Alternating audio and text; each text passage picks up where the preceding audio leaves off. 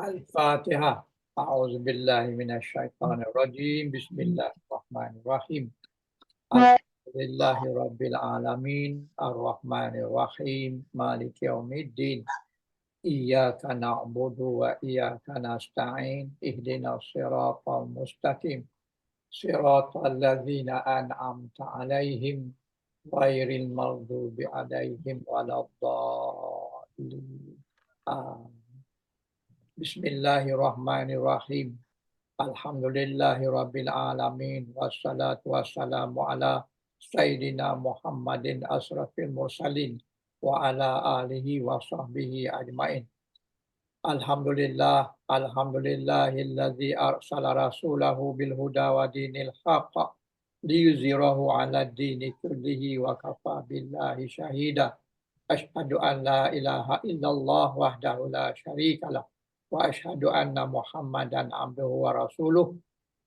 Allah allazi ba'athahu Allahu ilan nasi mubasyiran wa nadhira wa da'iyan ila Allah bi iznihi wa sirajan munira.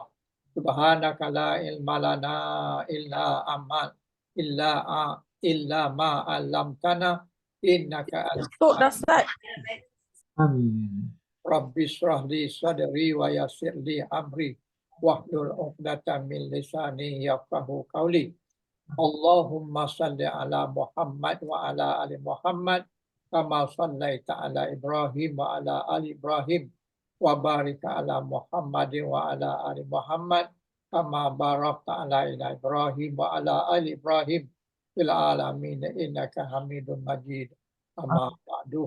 Alhamdulillah, syukur kepada Allah kerana dengan limpah kurnia-Nya, dengan kehendaknya, alhamdulillah kita dapat meneruskan pembelajaran kita pada hari ini, iaitu tentang 12 sebab kenapa satu-satu isim itu berbaris Mansur.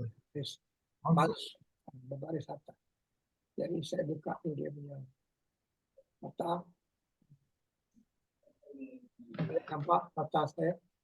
Nampak Ustaz, nampak. Itu fakta yang keempat yang berbaris atas, isim berbaris atas adalah maf'ul mutlak. Yang ini telah pun kita mula pada 26 bulan dulu, 26 bulan. Jadi maknanya ini dah sudahlah. Tapi secara sepintas lalu kita tengoklah dia punya, kembalikan dia punya ingatan dia, iaitu maf'ul mutlak ni adalah jenis yang mesti berbaris atas. Perkataan isim dia mesti berbaris atas. Maknanya dia terbagi kepada tiga. Boleh jadi kerana mu'akkadu lil fa'il, iaitu membuatkan maksud perbuatan. Yang kedua, mubinu li nawa'in fa'il, menunjukkan atau menjelaskan jenis perbuatan. Dan yang ketiganya adalah menunjukkan bilangan. Bilangan. Jadi ini adalah maf'ul bih. Jadi maf'ul bih itu mesti berbaris atas. Jadi oleh kerana itu dia termasuk dalam kategori 12 isim yang mesti berbaris atas. Isim-isim yang lain tak mesti berbaris atas. Yang ada dalam kategori ini saja yang berbaris atas. Kemudian minggu lepas kita dah sampai kepada yang kelima. Ismail ada mudhafatan mud. Tapi sebelum Masdar. tu kita berhenti pada muka surat 88. 8 iaitu lapas semua ataupun sebahagian ketika idhofah untuk masdar. Jadi kataan sebahagian ataupun semua, iaitu kulla ataupun ba'da, mesti baris atas kerana dia duduk di tempat maf'ul mutlak. Kullu, kalau asal asalnya kullu, tapi apabila dia jadi maf'ul mutlak, kulla dengan ba'da. Tidak ba'du, tapi ini jadi ba'da. Pasal apa jadi ba'da? Pasal dia duduk di tempat maf'ul mutlak. Jadi kena ingatlah kenapa dia tidak beri dhamma.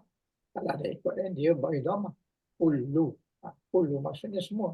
Kulla apa maksud semua. Tapi apabila kulla ini dia sudah mengatakan peranan maf'ul mutlak. Apa tujuan maf'ul mutlak? Iaitu untuk menguatkan, untuk menunjukkan bilangan, untuk menunjukkan jenis fa'il. Jadi lepas itu kita ada lagi apa namanya ada contoh-contoh berkenaan dengan maf'ul mutlak ini dalam bentuk ada dalam bentuk itu angka.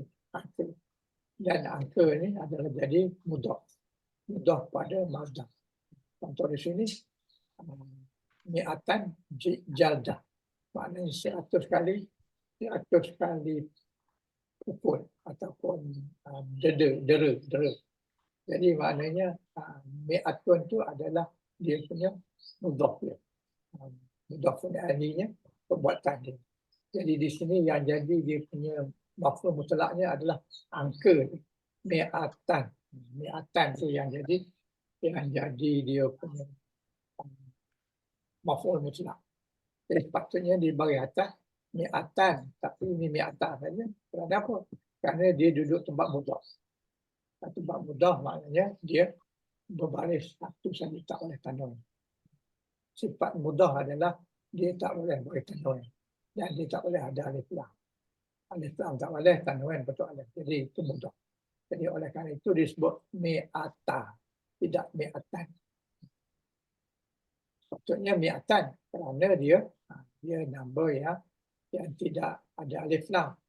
Dia tidak alif lam kena bagi dua kan.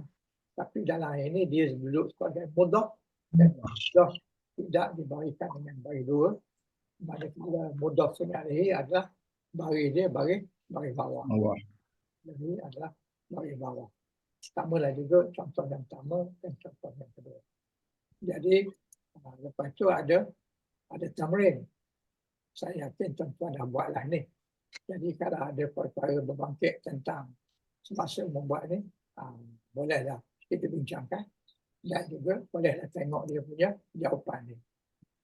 Saya tak berikan jawapan ni sekali. Jadi kalau tuan-tuan ada masalah, boleh refer. Tapi kalau refer pun tak usah ada masalah, boleh kita bincang. Jadi kalau tak ada apa-apa, saya teruskan kepada topik hari ini. Topik hari ini adalah maf'ul li ajlihi. Maf'ul li ajlihi. Jadi ini apa nama yang kelima. Sifat yang kelima ataupun ciri yang kelima untuk isim berbaris atas, iaitu maf'ul li ajlihi. Satu perkara yang tuan kena pegang apabila maf'ul je mesti baris atas. Ajlihi ke, ma'ahu ke, bihi ke, apa ke, dia mesti baris atas. Asal ada depannya maf'ul. Maf'ul mesti baris atas. Jadi maf'ulu li ajlihi. Apa maksud maf'ul li ajlihi? Al maf'ulu li ajlihi wa isim mansub. Jadi maf'ul li ajlihi adalah isim mansub.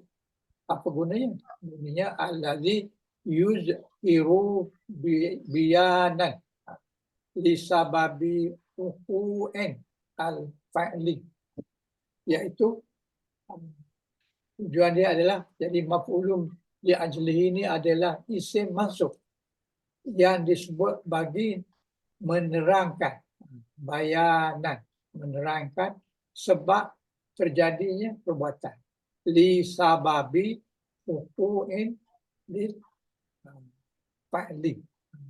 Jadi tujuannya untuk menerangkan sebab terjadinya perbuatan. Berbeza dengan yang atas. Yang atas tadi adalah maf'ul mutlak. Itu adalah dia untuk menguatkan, untuk memberikan tekanan, untuk menunjukkan dia punya jenis perbuatan dan juga menunjukkan bilangan. Yang ini tidak. li ajlihi ini tujuannya adalah untuk menerangkan sebab kenapa perbuatan itu dilakukan. Contoh yang paling mudahnya adalah qama Zaidun ijlalan li amri. Jadi qama Zaidan telah berdiri Zaid telah berdiri. Kenapa? Ijlalan. Ijlalan itu menghormati. Kerana menghormati siapa? Li amrin tu Umar lah, tak Umar. Jadi dia berdiri, Zaid berdiri kerana dia hendak menghormati Umar. Jadi ijlalan itu adalah maf'ul li ajli, iaitu sebab kenapa dia bangun. Dia bangun kerana untuk menghormati. Ijlalan, maknanya untuk menghormati. Jala ni, jalalah luar ikram. Menghormati dengan peringkat yang tinggi. Jalalah ni adalah nama, adalah dia punya taraf ketuhanan. Jadi ijlalah dia sudah jadi masdar. Jadi maknanya penghormatan yang tinggi. Jadi berdirinya Zaid itu kerana memberi penghormatan yang tinggi kepada Umar. Umar di sini maksudnya Umar Abdul Khattab. Jadi ijlalan asalnya adalah jalalah ditambah dengan hamzah. Jadi ijlalah adalah memberi penghormatan yang tinggi. Dan dia adalah maf'ul li ajlihi. Hukumnya mansub. Alamat mansub dia adalah fathah. Fathah mana? Fathah di atas lam. Lam tu ada dua baris dia. Tanwin. Kenapa tanwin? Sebab depannya tak ada alif lam. Bila tak ada alif lam, dia tanwin lah tu. Tapi apabila dia duduk di hujung huruf, duduk di hujung perkataan, baris dua duduk di hujung perkataan, maka kita kena bubuh Alif. dia alif. Ijlalan. Lan tu, alif tu tanda ada baris dua. Huruf yang bukan hamzah dan juga bukan termarbutah. Tamatutah. Hamzah bukan termarbutah, kita kena tambah alif di hujung. Bukan alif tu bukan menunjukkan dua, tapi alif tu menunjukkan berbaris dua di hujungnya. Yang bukan hamzah dan bukan Tamatutah. Jadi ijlalan itu adalah maf'ul li ajlihi. Ajlihi maknanya sebab kenapa perbuatan itu berlaku. Perbuatan di sini mana? Zaidun. Zaidun, sorry. Perbuatan dia qama. Qama itu adalah perbuatan, iaitu fa'il madhi. Manakala Zaidun adalah fa'il. Yang berdiri itu adalah fa'il. Ijlalan adalah maf'ul li ajlihi. Li umari adalah ini li umar ni, kalau ada kata li ni menyebabkan arwah terbaris bawah. Kalau kita buang li boleh juga, tapi kurang kuatlah. Umarun, umara. Apa umara? Kenapa bagi atas? Sebab dia kena tindakan kepada penghormatan tu. Jadi dibubuhkan umran bagi atas, bukan bagi bawah. Tapi oleh kerana ada lam, dia bagi bawah. Jadi maknanya ijla ni adalah maf'ul li ajlihi. Li ajlihi. Jadi dia adalah mempunyai maksud ataupun perkataan dia adalah masdar. Masdar daripada jalalah. Jadi dia adalah maf'ul li ajli mansub. Hukumnya mesti mansub. Alamat maksudnya fathah. Fathah pula tanwin. Pasal apa tanwin? Tanda depannya tak ada alif lam. Kalau tak ada alif lam, kena ada tanwin. Dan kemudian ada pula alif pula lepas tanwin. Itu menunjukkan tanda dua di hujung perkataan. Yang bukan terdiri daripada termarbutah dan juga hamzah. Okey. Adakah terang, adakah jelas, atau perlukan keterangan lain, ataupun masih sama dia punya takrifan li ajlihi ni, Hmm. li ajlihi. Tak ada apa-apa. Tak ada apa perkara yang Okay. sah. Sebab benda itu mudahnya. Kemudian muka surat berikutnya. Jadi syarat kepada maf'ul li ajlihi, yang pertama dia mesti isim. Mesti isim. Kalau li ajli maf'ul, li ajli maf'ul tu dah menunjukkan dia adalah isim. Dia mesti isim. Yang kedua, dia mesti mansub. Syarat dia. Yang ketiga, yuzkaru bayanan lisababi hukumin lil fa'ili. Jadi dia disebut kerana nak menerangkan sebab terjadinya perbuatan. Macam tadi, terjadinya perbuatan. Sebabnya apa? Sebab terjadinya adalah kerana untuk dia nak menghormati. Nak menghormati Umar, Sayyidina Umar. Jadi itulah dia punya syarat dia. Kalau ada syarat tu maknanya dia maf'ul li ajlihi. Nombor satu isim, nombor kedua mesti hukum mansukh, dan yang ketiga menerangkan sebab kenapa kataan tu digunakan. Jadi contoh yang kedua ini a'budu. A'budullaha. A'budullaha maknanya ini perkataan perbuatan a'budu. A'budu ni asalnya adalah abadah. Abadah maknanya telah menyembah. Kalau a'budu apa? Menyembah. Telah menyembah. Ada a ni menyembah Allah.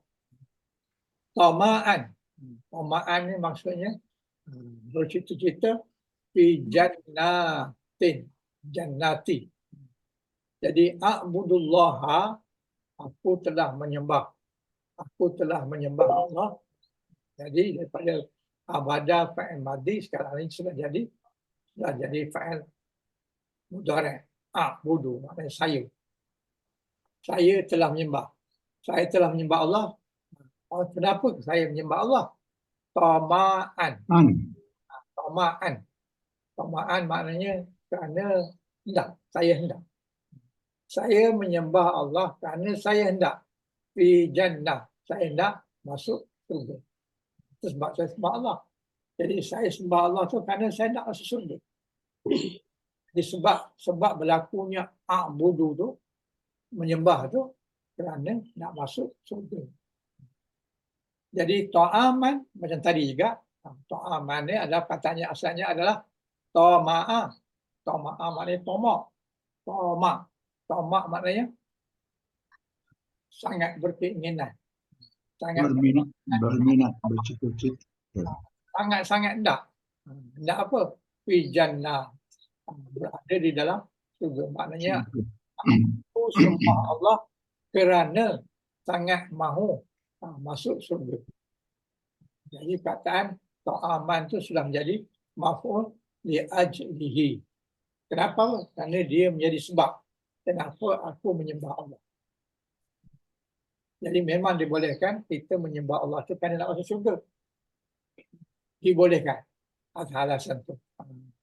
Tapi yang sebaik-baiknya aku sembah Allah kerana aku melakukan arahan yang aku. Itu lagi baiklah. Maknanya aku membesarkan Allah, sebab itu aku sembah Allah. Bukan kerana syurga. Tetapi kerana syurga pun boleh. Islam membenarkan kerana syurga. Islam membenarkan kita menyembah Allah untuk menjauhkan daripada neraka.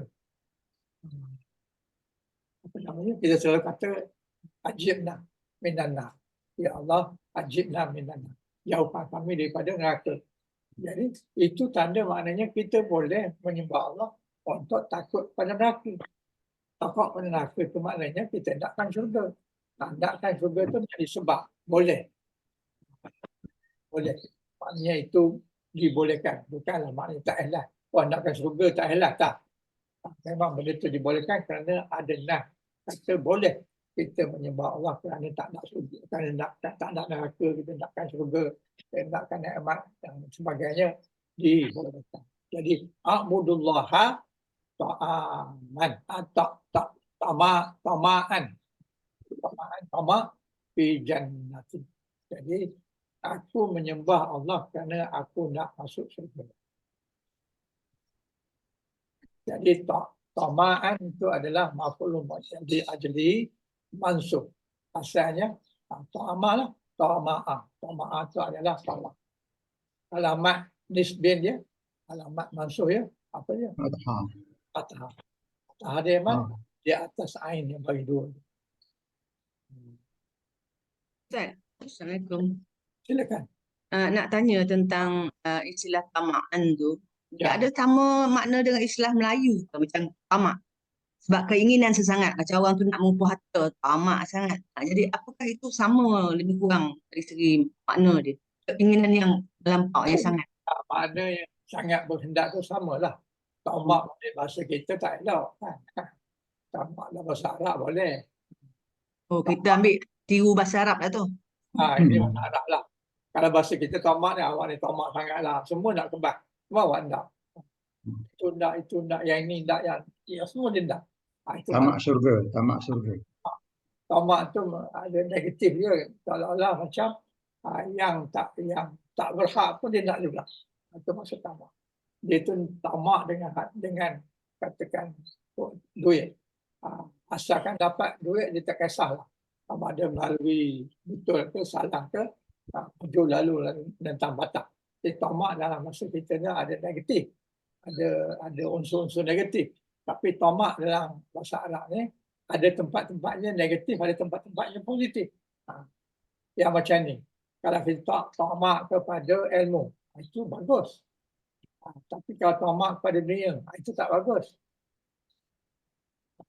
Dia dalam bahasa Melayu Ustaz, dia ada tambah sikit tamak haloba. Kalau tamak lah betul negatif lah. Itu negatif lah. Tapi tamak dalam bahasa Arab ni ada positifnya macam ayat ini. Jadi maknanya dalam bahasa Arab boleh dua makna. Boleh makna tamak tu maknanya tak kisah halal haram. Boleh juga maknanya tamak tu benda yang baik. Macam tamak pada ilmu. Tamak kepada ibadah. Itu bagus. Tamak kepada menyembah Allah. Itu bagus. Tamak kepada surga. Itu bagus. Tapi kalau tamak pada harta benda, tamak pada dunia, itu dah negatif. Jadi yang ininya yang positifnya. Maknanya kita boleh tamak kepada ilmu, kepada kebaikan, kepada hendakan syurga, kepada beribadat kepada Allah. Itu boleh. Boleh tamak. Tamak jihad. Tamak jihad pun lagi boleh lagi bagus. Boleh. Sekarang ni kalau orang tamak boleh jihad, bolehlah pergi ke Gaza. Gaza. Sekarang ni memang mereka memerlukan orang yang tamak kepada perjuangan. Jadi di sini kenapa timbulnya dia punya maf'ulun mutlak yang maf'ulun li ajli ni, kerana wa iza sa'alna wa qulna, iaitu apabila kita ditanya ataupun kita berkatalah limadza ta'budullah, kalau kita bertanya seseorang ataupun kita berkata apa, limadza ta'budullah, jadi kenapa kamu sembah Allah? Jawab dia tamaan fi jannah. Jadi maknanya ini seolah-olah kata ini ada orang tanya dan kita jawab. Ini jawapan kepada ada orang tanya. Jawapan dia macam mana? Limaza ta'budullah. Kenapa kamu sembah Allah? Jadi jawapan dia a'budullah tamaan fi Jannah. kerana saya nak masuk surga. Okey. Ini contoh yang mudah lah. Banyak menggunakan. Tak berbelit-belit lah. Straightforward. Oleh kerana itu semua orang faham. kita pergi pada muka surat berikutnya. Jadi perkataan ataupun li'ajlihi ini tadi timbulnya kerana menjawab soalan. Contoh dalam sinilah. Limaza yasjudu masjid muslim. Muslimi. Muslamu. Limaza yasjudu muslamu. Jadi kenapa orang Islam itu sujud? Sujud kepada Allah lah. Jawabnya apa? Jawabnya orang Islam sujud kerana bersyukur kepada Allah. Yasjudu muslimu syukran lillah. Jadi syukran itu adalah li'ajlihi. Yasjudu, dia punya perkataan dia. Muslimu, ini adalah fa'il dia, pembuat dia. Syukran adalah dia punya kataan mazdar. Li'ajlihi. Syakara asal dia. Syukran adalah dia punya mazdar. Jadi ini syukran, syukuran kepada Allah. Jadi sebab dia sujud kepada Allah, dia bersyukur. Di dalam hal ini syukran itu adalah Li'ajlihi. dalam makna ini. Syukran itu sendiri adalah mazdar. Asalnya adalah syakara. Syakara maknanya telah bersyukur. Syukran maknanya kesyukuran. Bukan kerana bersyukur tapi kesyukuran. Contoh yang kedua dikata limaza tuqabbilu yada ummika. Limaza kenapa tuqabbilu? Tuqabbilu ni maknanya mengucuk. Mengucuk apa? Yada. Yada ni tangan. Ummika, tangan mak kamu. Kenapa kamu mengucuk tangan mak kamu? Orang tanya. Jadi bila itu kita jawablah. Bila yada umi takdiran laha. Takdiran maknanya menghormati. Saya mengucuk tangan ibuku ataupun ibu saya kerana saya menghormatinya. Laha. Kerana menghormatinya. Takdirah. Tikdarah maknanya menghormati ataupun membesarkan. Besarkan ataupun menyanjung tinggi. Jadi saya mencium tangan ibu saya kerana saya membesarkan ibu saya. Jadi takdiran itu adalah li'ajlihi. Maf'ul li'ajlihi. Okey.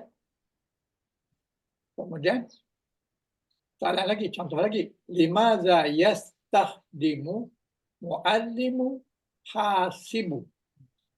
Limaza yastahdimu sedang menggunakan al-muallimu guru hasibu. Hasubah. Kenapa cikgu itu menggunakan komputer?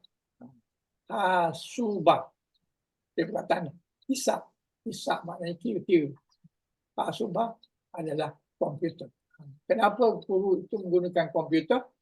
Jadi jawapannya yastahdimu muallimu hasibu rabatan fi ma'rifah. Jadi guru itu menggunakan perkhidmatan komputer kenapa? Kerana mencari ilmu pengetahuan. Barangkali dia sedang tengok Google ke atau tengok apa-apa lah.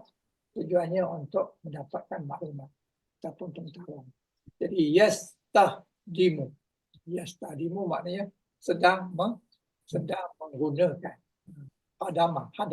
Hadam itu makna kerja. Sedang bekerja atau sedang menggunakan muallimu. Fa'il iaitu guru. Hasibah terbaik atas kerana dia yang dia menjadi gunanya. Batan sudah ada maf'ul li'ajlihi fi ma'rifah. Kalau mencari ilmu. Jadi batan Rahbatan maknanya mencari. Jadi dia gunakan komputer untuk mencari ilmu. Makrifah. Saya rasa sejauh ini cukuplah contoh-contoh kedudukan ajlihi, maknanya maf'ul ajlihi, makna dia apa, peranan dia apa, sebagaimana dalam contoh-contoh soal jawab. Saya rasa tak ada timbul masalah. Tak ada timbul masalah. Itu perkara yang perlu dibincangkan. Tak ada ya? Tak ada. Ini contoh Al-Quran. Contoh Al-Quran tentang apa namanya di ajlihi, atau seperti hujan lebat dari langit dalam keadaan gelap gulita dan buruh dan kilat. Mereka menyumbat jari-jari ke dalam telinga mereka dari peti kerana takut mati, dan Allah meliputi orang-orang yang kafir. Au qasayyibin minas sama fihi zulumatun wa ra'dun wa barqa yaj'aluna asabi'ahum fi azanihim minas sawa'iqi hazaral maut wallahu muhitun bil kafirin. Jadi maknanya orang-orang kafir itu diibaratkan sebagai pada musim hujan lebat, mereka di dalam kegelapan. Jadi kegelapan maknanya dia tak ada hidayah. Tuhan tak bagi dia hidayah kerana kedegilan mereka. Jadi seolah-olah orang yang tak ada hidayah ini, orang kafir ini, seolah-olah dia dalam gelap gulita di malam, di mana pada malam tu buruh dan kilat sambung menyambung, hujan lebat. Jadi dengan keadaan itu, maka mereka menyumbat jari-jari mereka ke dalam telinga. Jari-jari mereka ke dalam telinga. Padahal yang disumbat itu satu jari je kan. Bukan jari-jari. Kalau jari-jari mana nak muat.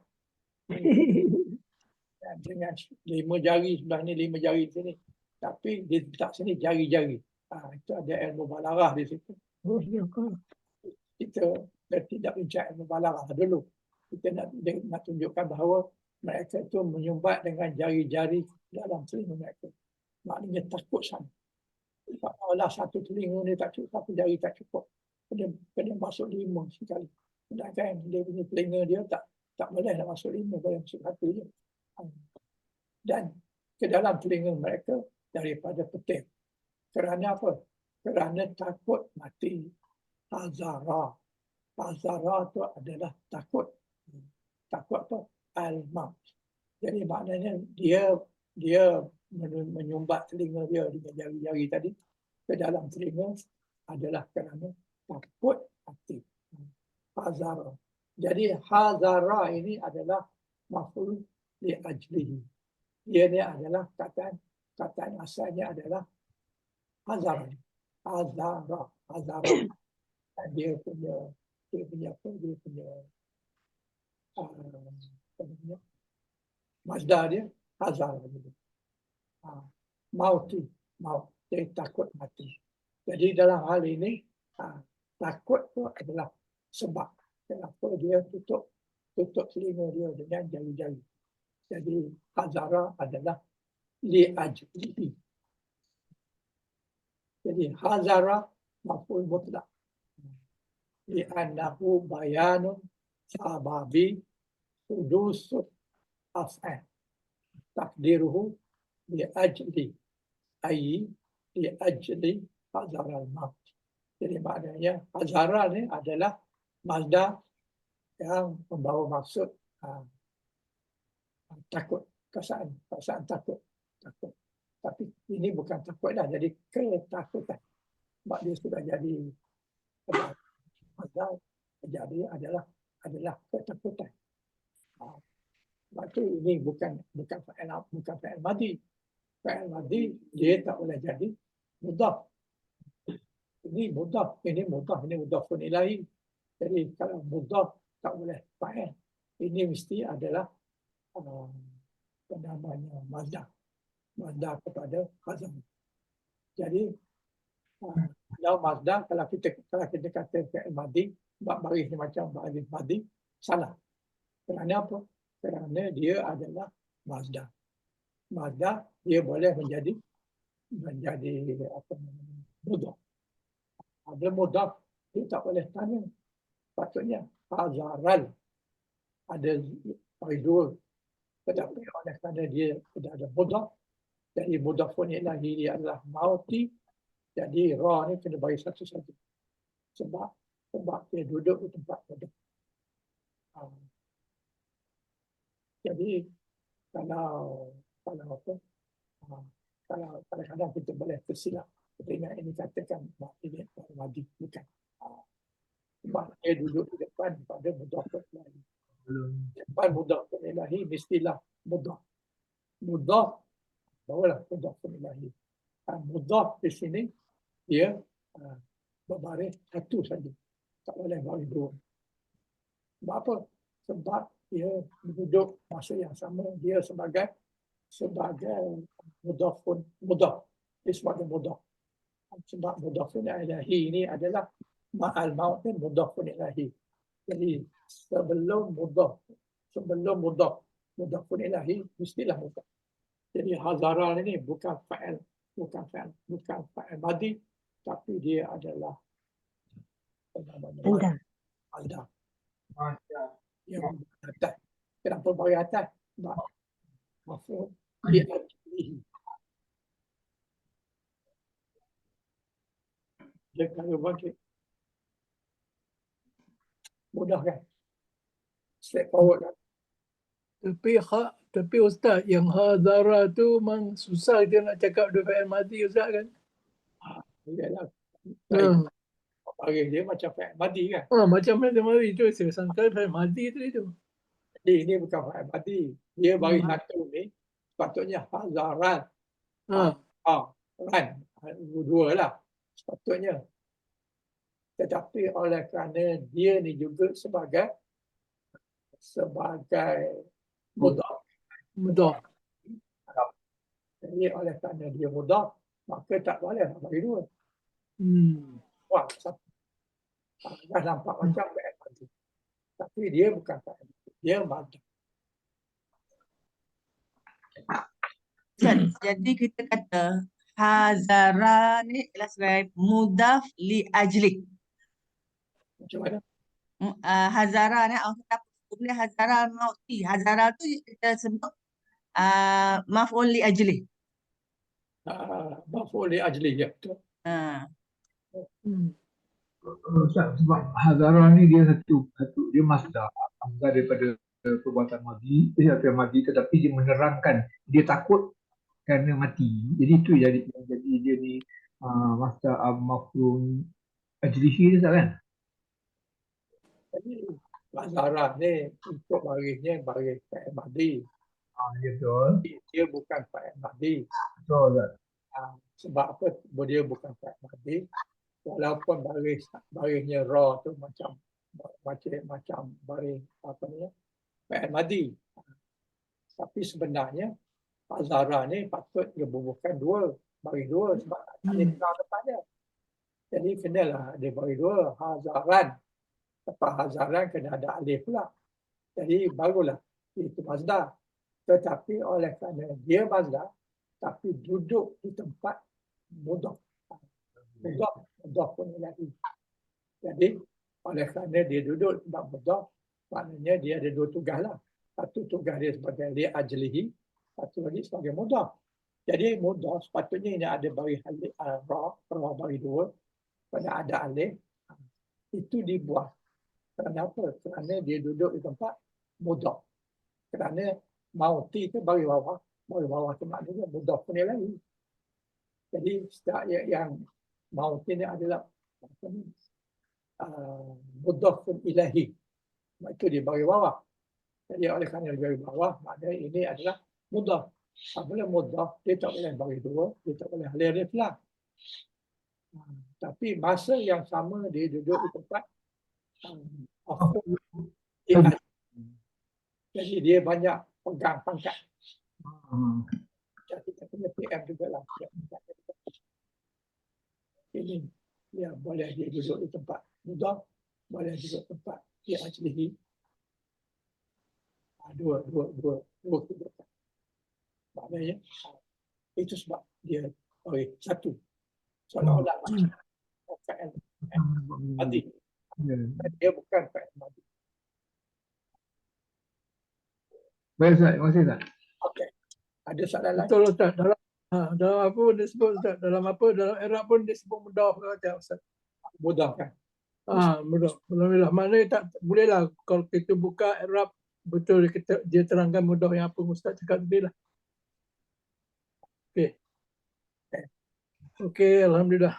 Okey, alhamdulillah faham. Insya-Allah. Kemudian contoh yang kedua. Contoh yang kedua ni surah yang ke-13 ayat 12. Dialah yang memperlihatkan kamu kilat, ketakutan dan harapan.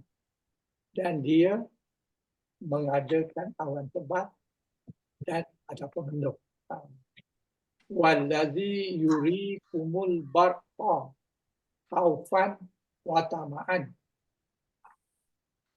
wayal si'u taha basiqal. Ialah yang memperlihatkan yurakum, maknanya memperlihatkan pada siapa? Pada kamu. Yurakum, itu pada kamu. Yura tu adalah melihatkan. Yura tu melihatkan pada siapa? Pada kamu. Kamu tu siapa? Kita yang baca Quran ni. Barku maknanya kilat. Kilat. Haufan wa tama'an. Haufan maknanya ketakutan. Dan Tama'a adalah harapan. Nak sangat tadi. Dan dia mengadakan alam tebal, iaitu mendung. Jadi dalam ayat ini, haufan dan watama'an itu adalah duduk di tempat li'ajlihi. Dua-dua ni, haufan dan juga watama'an ni, dua-dua ni perkataan ni mesti bagi atas. Kerana apa? Kerana kedua-duanya adalah maf'ul li'ajlihi. Dan dia adalah menjadikan sebab. Sebab apa? Sebab yurikumul barku. Sebab kenapa kami menunjukkan pada kamu kilat. Kami jadikan kilat itu ada sebab. Sebab apa? Sebab untuk menimbulkan pada kamu satu adalah khaufan. Takut. Bila takut, kilat ni kalau kena sekali strike aja, sekali apa dia macam kita, habislah, hanguslah. Ya, ini saya sendiri ada pengalaman. Ketika berjalan di jalan raya, di tepi itu ada pokok besar, tinggi. Kemudian ketika itu berjadinya kilat. Jadi jalan pokok itu betul-betul tepi dengan saya dan saya bertentangan dengan pokok itu. Tiba-tiba pokok itu pram sekali, habis dia punya daun-daun, dia punya ranting-ranting semua habis sekali. Tinggal batang cokok macam tu. Inilah dia punya powernya dia punya. Dan sebelum dia sambar pokok tu, saya tengok ada cahaya biru datang daripada satu tempat, terus banyak pokok tu dan pam sekali, habis sekali. Dan saya pun jatuh daripada basikal. Saya naik basikal jatuh. Terlalu takut dengan tu. Betul-betul buat campur balik. Tapi maknanya nak tunjukkan bahawa powernya kilat itu sangat hebat. Jadi Tuhan jadikan kilat itu untuk menekan ketakutan kamu. Kepada apa? Kepada Allah. Allah itu maha berkuasa. Boleh hancurkan pokok dan sekelip mata. Atau boleh hancurkan apa-apa sahaja yang kalau dia ditangkap oleh kilat. Kalau kita manusia lagilah mudahnya. Ini pokok yang besar pun boleh boleh hancur, boleh tinggal batang je. Apa lagi lah kalau kita manusia. Jadi yang pertama, khaufan. Nak menimbulkan ketakutan kepada manusia. Iaitu takut pada siapa? Takut kepada kuasaan Allah. Jadi kalau kita takut kepada kilat, maknanya kita kena lebih takut pada Allah. Kerana Allah itu maha berkuasa. Jadi kilat itu sebagai lambang kekuatan Allah kepada manusia. Kemudian watamaan. Watamaan itu harapan. Harapan itu apa? Supaya menimbulkan harapan kepada manusia. Yang melihat kilat ni supaya sesudah kilat itu ada kebaikan datang. Bagi contohnya, di antara kebaikannya, lepas kilat itu biasanya ada hujan. Itu satu kebaikan. Hujan itu boleh membawa kepada rezeki. Lagi satu yang tidaklah sangat, tapi dia datang kebaikan. Kami kalau lepas kilat yang kuat macam tu, sudah jadi tu pergi kat busuk. Masa tu banyak busuk. Banyak busuk tu maknanya banyak anai lah. Maknanya bawah busuk tu ada anai. Kalau malam tu ada bunyi kilat macam tu, dekat rumah macam tu, pagi esok kita pergi tengok busuk, ada kulat tahun. Kulat tahun. Bahasa saintifiknya saya tak tahu. Tapi kulat tahun ni ada kulat yang boleh kita makan lah. Dan nasi, kulat tahun. Jadi itu di antara, banyak lagi lah kebaikannya. Tapi di antara yang peringkat budak-budak dulu, kalau kilat ni, pagi esok tu masing-masing, berlumba-lumba mencari busuk dan biasanya ada kulat. Ada kulat tahun. Kulat tu cabut dan boleh juga sayur. Dan rasanya memang manis. Jadi, bagi orang lain pun ada juga menghadapi pengalaman yang sama. Okey, khaufan dengan watama'an adalah maf'ul li ajlihi ataupun had. Jadi khaufan dengan ta'aman ni ada dua peranan. Boleh kita katakan dia maf'ul li ajlihi ataupun had. Hal pun boleh juga. Kalau kita buat hal pun betul, jawab maf'ul li ajlihi pun dua-duanya betul. Dan dia punya baris mesti masuk. Sebab apa?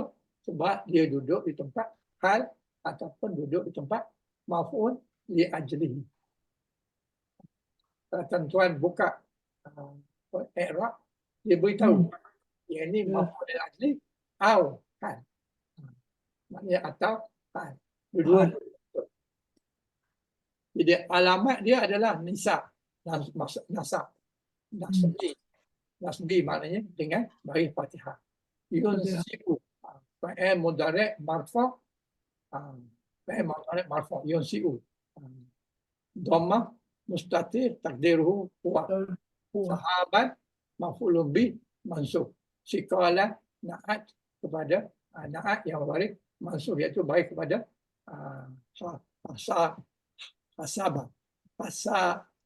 sahabat. Dia punya na'at kepada sahabat. Itu apa dia? Sahabat ni adalah awal, kemudian sakilah. Saqala tu maknanya tebal, awan tebal. Ini apa cerita ni? Kalau kita baca je ayat ni, kita tak jumpa cerita apa. Kita tengok dalam ayat dia. Iaitu surah 13. Surah 13 surah apa? Apa ni? Allah. 13. Ra'd. Nampak. Yusuf, Ustaz. Surah apa? Bukan Yusuf kan? Tak. Surah 13. Yusuf 12. Yusuf 12. Apa? Nampak. Susah betul mata. Ra'du. Wak doa. Ra'du. Surah Ra'du.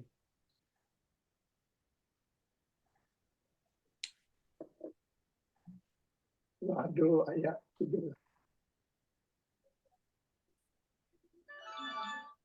Ya.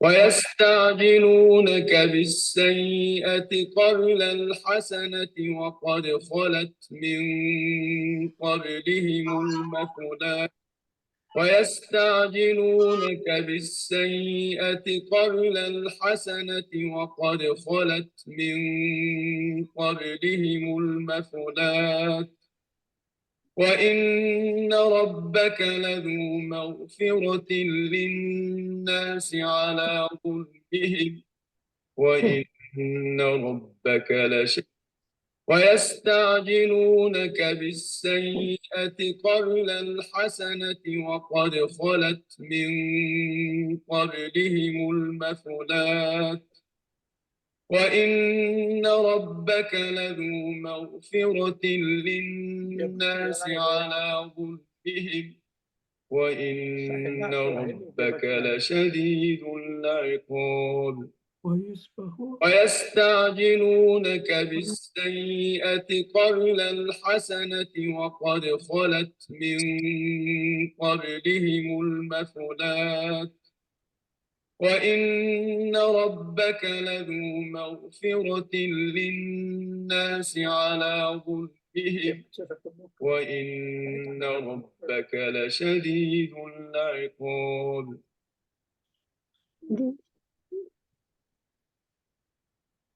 Oh, kejap. Ada silap. Nanti saya buka balik. Ini dia ayat yang kedua tu. هو الذي يريكم البرق خوفا وطمعا وينشئ السحاب الثقال. Ayat yang kedua. Iaitu, dialah yang memperlihatkan kilat kepadamu. Yang menimbulkan ketakutan dan harapan. Dia menjadikan awan mendung. Ini kalau tengok pada ayat sebelumnya, ayat sebelum tu barangkali boleh memberikan maksud dia pada ayat yang ketiga ni. Ayat yang sebelumnya adalah ayat yang ke-11.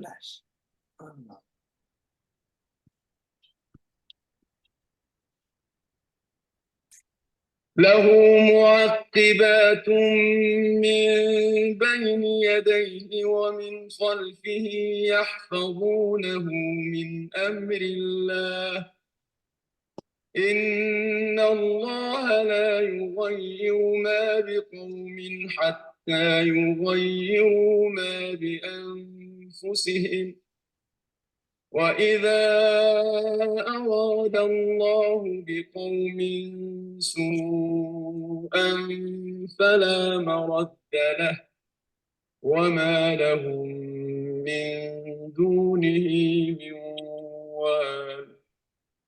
Jadi ayat ini Tuhan kata bagi manusia ada malaikat-malaikat yang selalu menjaganya secara bergiliran. Jadi setiap manusia tu ada malaikat yang menjaga.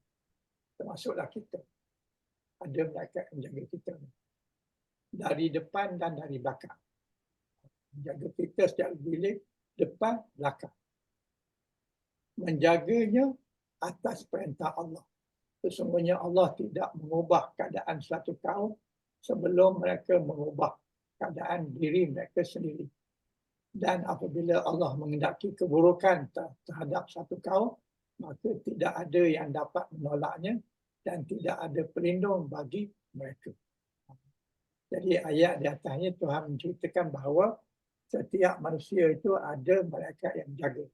Dia beritahu sini di depan dan di belakang. Itu yang depan belakang. Tapi yang kiri yang kanan tu yang menulis. Yang menulis amalan di kiri, kanan, yang tu yang menulis yang baik dengan menulis yang buruk. Kemudian Tuhan beritahu manusia ni ada lagi malaikat, dua lagi berjaga depan, belakang. Maknanya satu orang ni, satu manusia ni, kita ni, sekurang-kurangnya 4 malaikat jaga. Satu kiri, satu kanan yang menulis dia punya rekod kita, apa yang kita buat. Yang lagi satu yang depan belakang, Yang depan belakang tu maknanya menjauhkan kita daripada bahaya-bahaya. Jadi malaikat depan tu menjaya yang kalau bahaya tu datang dari depan, dan yang belakang. Jadi maknanya kita ni sentiasa dijaga oleh Allah. Maknanya apa saja yang berlaku pada kita ni adalah dalam kawalan Allah. Kerana ada malaikat menjaganya depan, belakang, kiri, kanan. Mereka mereka menjaga kita ni atas perintah Allah. Bukan dia jaga pandai-pandai dia, tidak. Allah suruh jaga.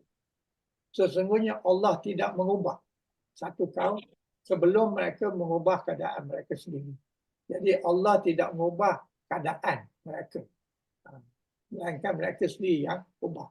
Maknanya Tuhan dah bukakan jalan. Jalan yang baik dan yang tak baik. Yang tak baik pun dibuka, yang baik pun dibuka. Dan dia beri kita otak, fikiran. Suruh kita fikir, mana kita nak ikut. Jadi kalau kamu fikir, kalau kamu ikut yang buruk, boleh, tak ada masalah. Tapi Tuhan beri ingatkan ayat lain, ingat azab Allah itu sangat pedih. Kalau kamu pilih yang buruk. Kalau kamu pilih yang baik, itulah yang betulnya. Pilih ikut Al-Quran, itu yang betulnya. Jadi nasib kamu ni tergantung pada kamu yang pilih. Bukan Allah yang pilihkan. Kamu yang pilih. Kamu ada fikiran, kamu kena pilih. Jadi Allah tidak ubah. Yang mengubahnya diri kamu sendiri. Kalau kamu sekarang ni dalam keadaan kesesatan, maka kalau nak ubah, kenalah di dalam petunjuk.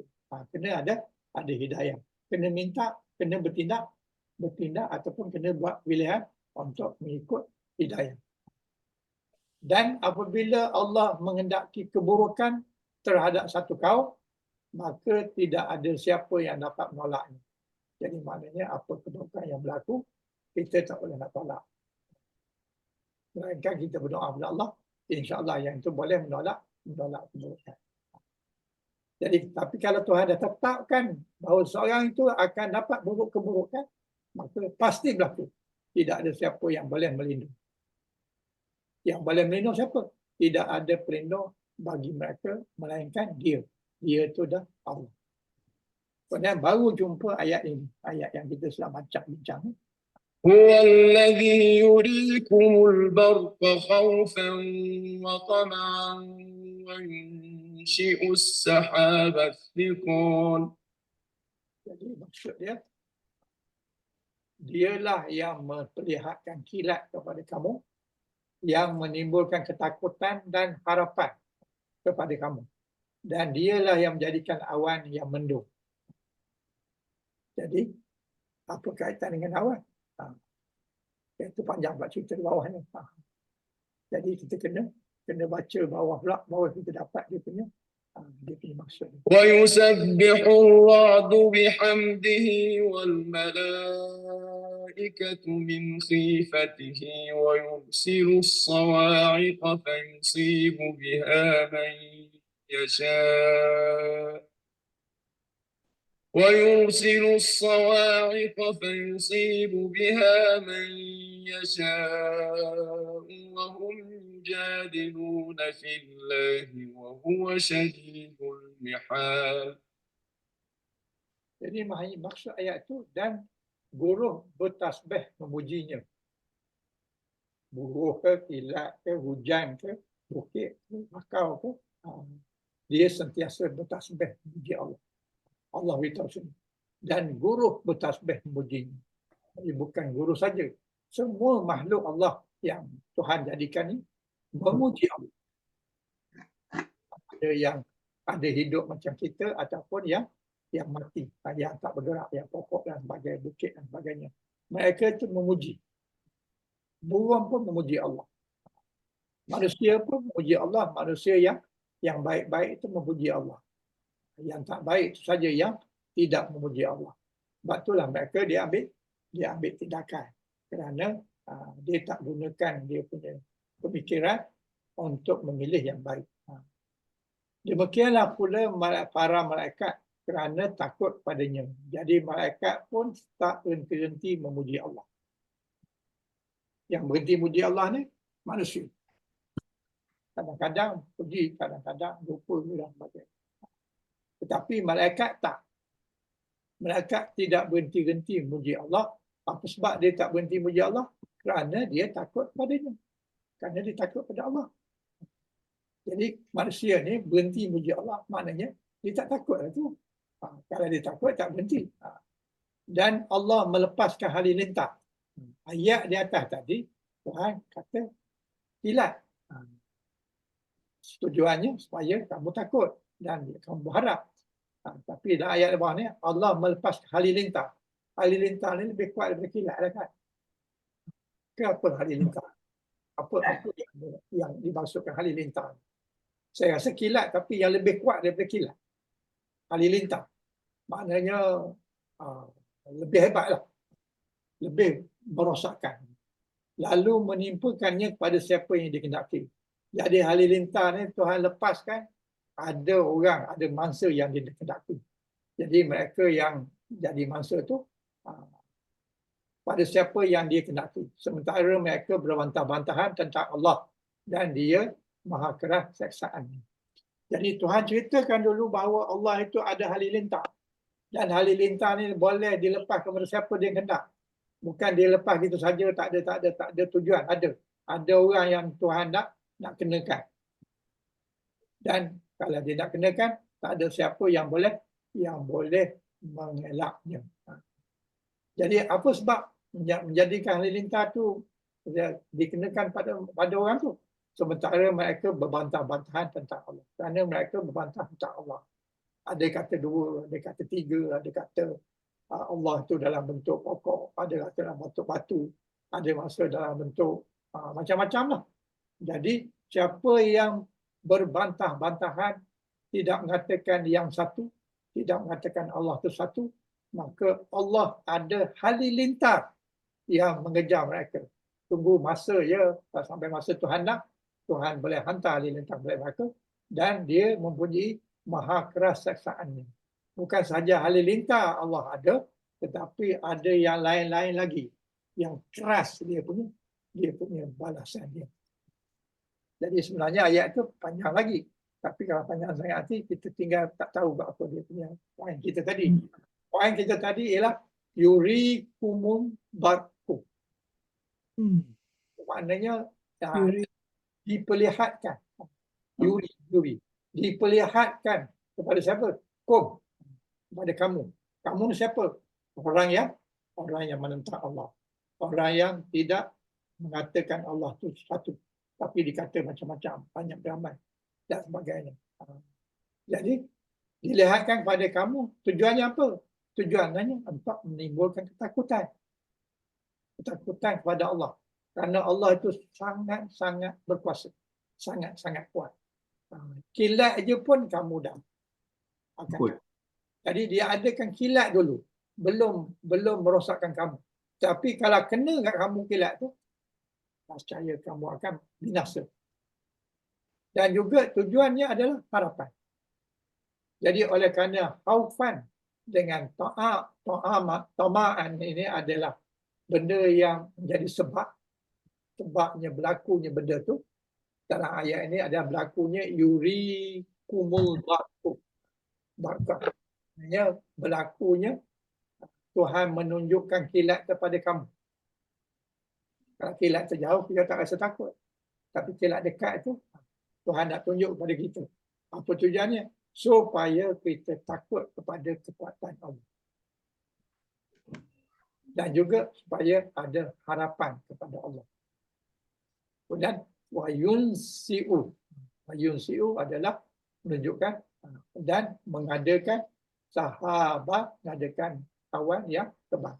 Jadi maksudnya harapan kepada apa? Harapan kepada rezeki Allah akan turun ataupun akan terjadi dengan adanya awan tebal yang akhirnya akan menurunkan hujan.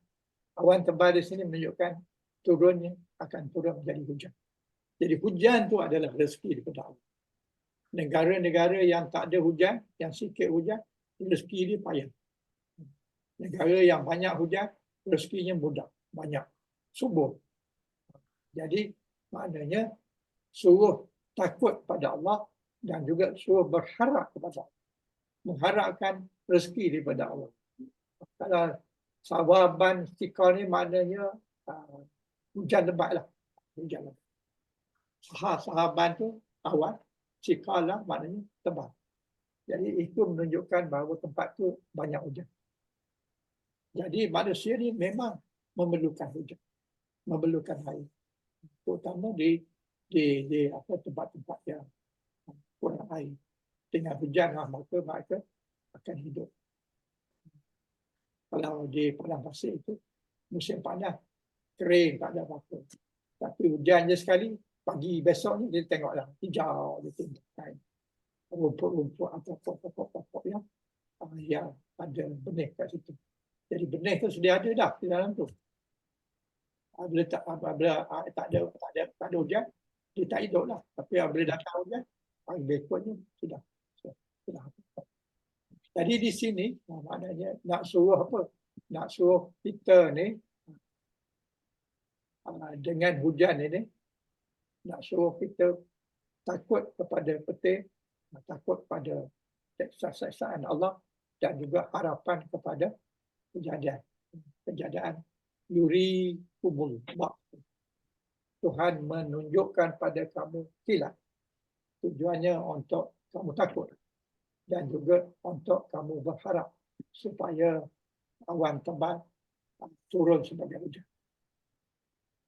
Wallahu a'lam. Okey. Okey, Ustaz. Allah. Ustaz, Ustaz, Silakan. Assalamualaikum Ustaz. Waalaikumsalam. Saya nak sikit penjelasan Ustaz tentang makhluk ijalih ni kan. Ya. Kalau kita nak kenal beza dengan makhluk mutlak tu macam mana Ustaz? Adakah benda yang sama? Makhluk diajali dengan makhluk mutlak. Makhluk dia ajali, kita tengok dia. Ya. Yang tomaan wang Ini kan makhluk dia ajlihi kan. ya. Dia ajli, dia punya kegunaan dia adalah untuk menerangkan sebab terjadinya perbuatan. Okey. Manakala Makhluk mutlak kalimah Betul mutlak adalah kalimah mazhar terbit dari lapas perbuatan untuk menekan maksud atau menerangkan jenis atau bilangan. Maf'ul mutlak dia untuk taukid, ataupun untuk menerangkan jenis perkataan ataupun menunjukkan bilangan. Itu mutlak. Mutlak Bermakna Ustaz, kedua-duanya adalah isim masdar kan? Dua-duanya isim mazhar. Dua-dua isim. Hanya penggunaan dia itulah penekanan Penggunaan dia berbeza. Penggunaan dia kalau mutlak maknanya maksud dia untuk taukid ataupun menerangkan jenis perkataan ataupun menerangkan bilangan. Kalau yang ini menunjukkan sebab. Sebab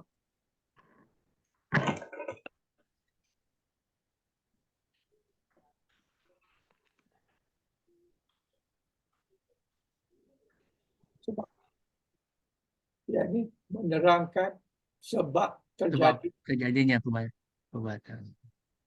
Macam inilah contohnya Yazid berdiri kerana nak menghormati. Itu sebab-sebab. Kenapa dia berdiri? Kerana dia nak menghormati Umar. Jadi perbezaan yang jauh. Yang satu kerana apa perbuatan itu dibuat. Yang tadi kerana nak menguatkan ayat.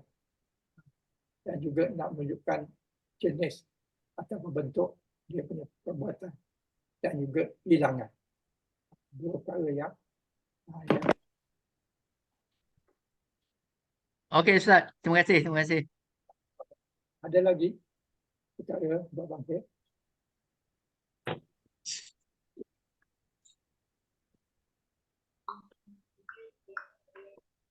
Ada lagi perkara?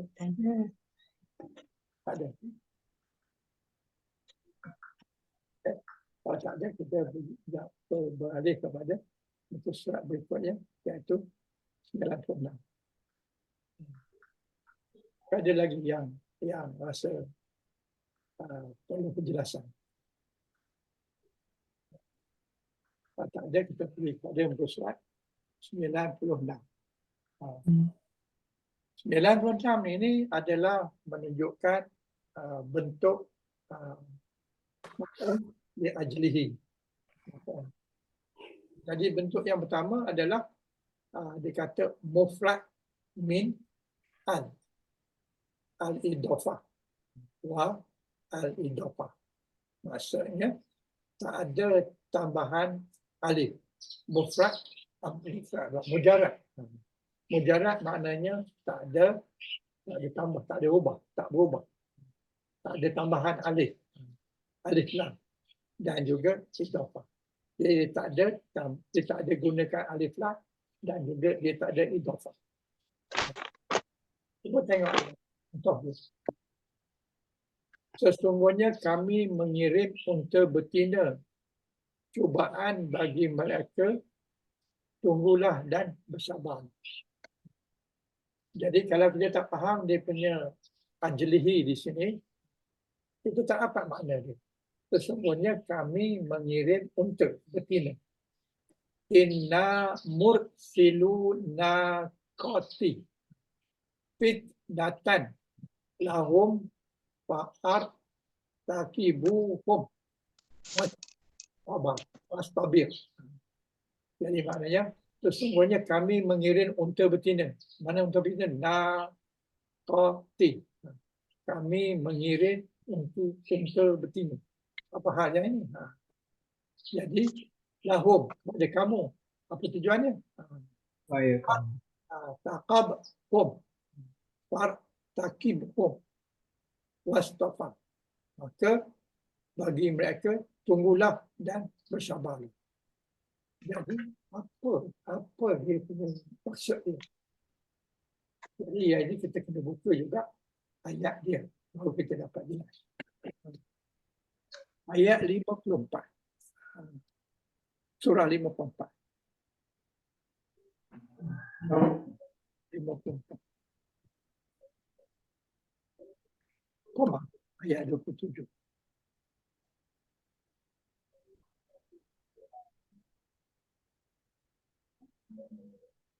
Ayat 27.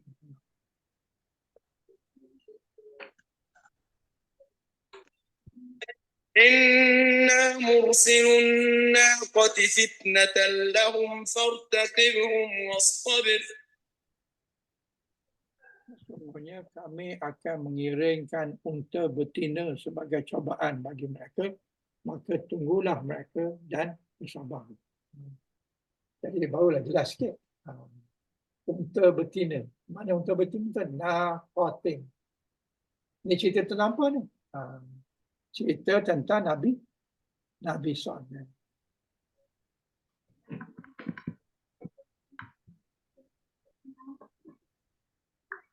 Jadi yang ada kaitan dengan unta betina ni cerita Nabi Saleh.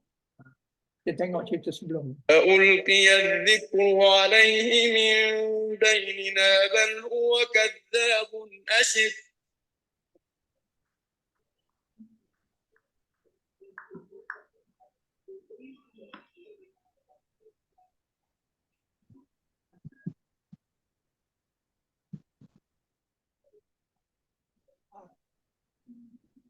Jadi ayat yang ke-25 tu maksud dia, apakah wahyu itu diturunkan kepadanya di antara kita? Pastilah dia Saleh seorang yang sangat pendusta dan juga orang yang sombong. Jadi umat Nabi Saleh ni dia umat dia minta supaya kalau betul kamu ni seorang Nabi, cuba minta Tuhan kamu keluarkan unta daripada bukit. Bukit yang tempat Nabi Saleh tu lah. Maka Nabi Saleh pun berdoa kepada Allah supaya dia mengeluarkan unta daripada bukit. daripada batu. Maka sesudah dia berdoa, maka keluarlah unta itu. Besar untanya, sangat besar. Luar biasa besar. Jadi, kalau nak buat strategi, apakah ada manusia, makhluk ataupun binatang yang tak ada ibu. Ini ada orang beri strategi, binatang yang tak ada ibu. Jadi jawapannya adalah lembu. Unta. Unta. Unta Nabi Saleh. Jadi unta Nabi Saleh ni dikeluarkan oleh Allah kerana atas permintaan Nabi Saleh, kerana mereka tidak percaya Nabi Saleh ni adalah Rasul. Jadi tindakan bukti. Kalau boleh keluarkan unta ni, unta betul-betul unta daripada batu ni, maka kami akan beriman pada kamu.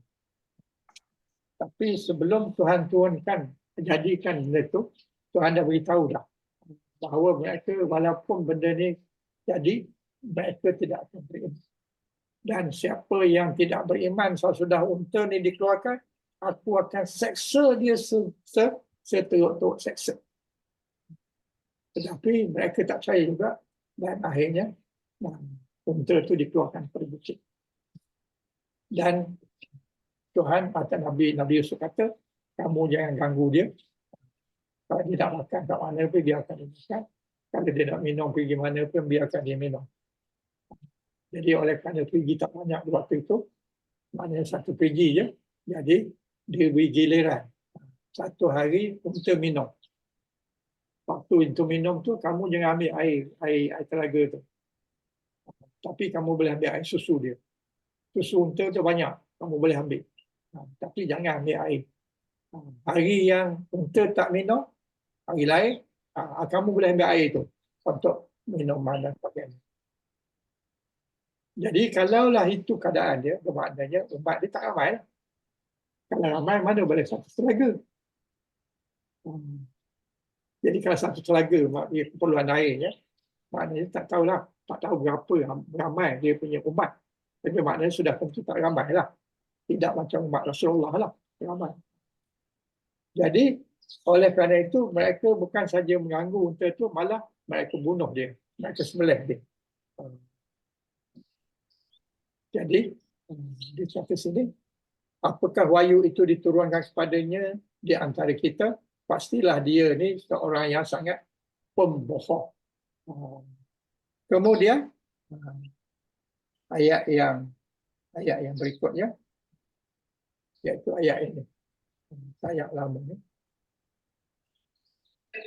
سيعلمون غدا من الكذاب الأشر.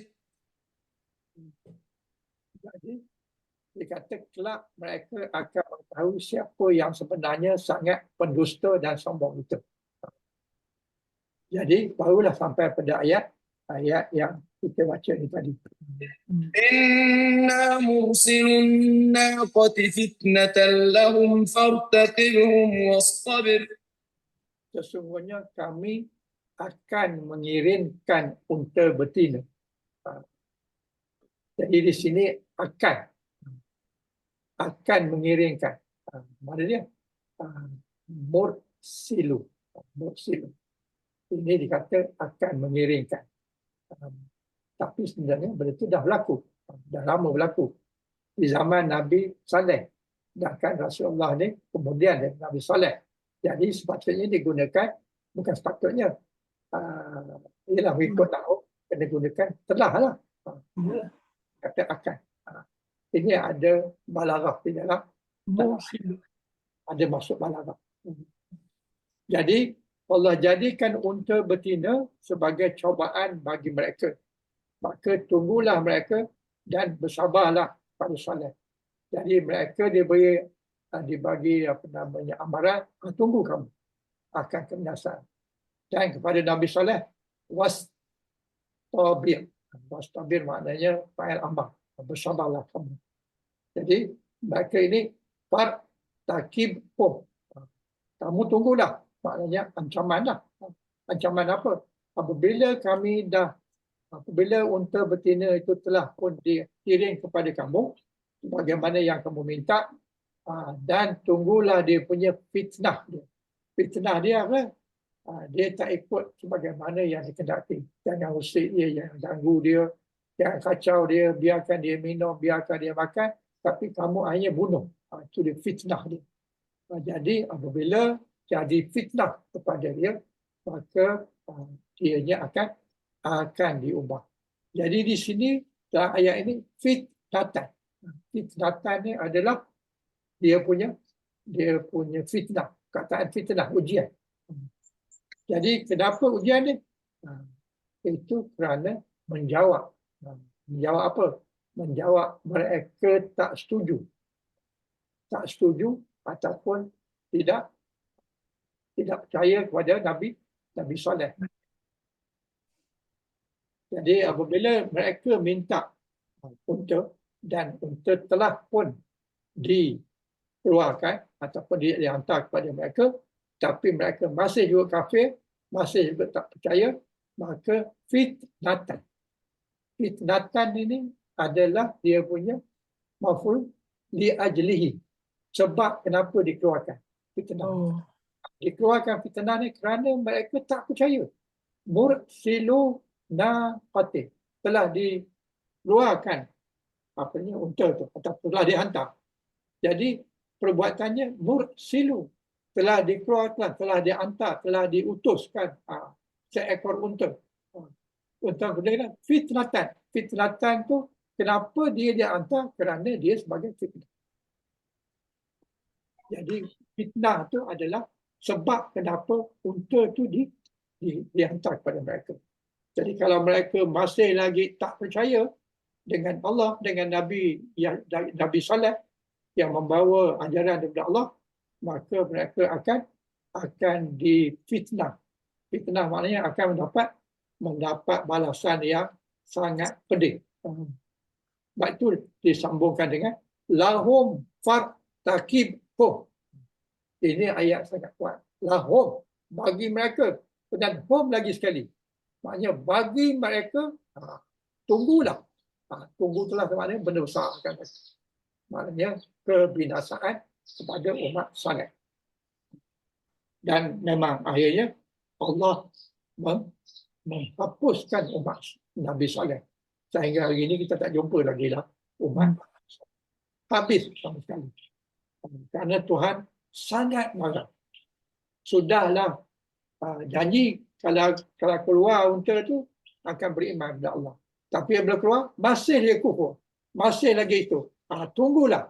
Jadi apa sebab fitnah ni? Fitnah ni kerana Allah telah menurunkan unta sebagaimana yang dikehendaki, tetapi mereka masih menolak keyakinan ajaran yang dibawa oleh Nabi Saleh.